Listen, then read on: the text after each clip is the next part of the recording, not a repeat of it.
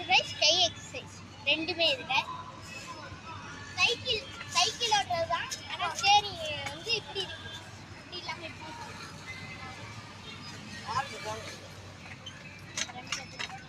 எவ்வளோ ஸ்பீடாக சுற்றுறாரு பாருங்க. ஏப்பா ஐயோ முடியல. காலுக்கு கைக்கு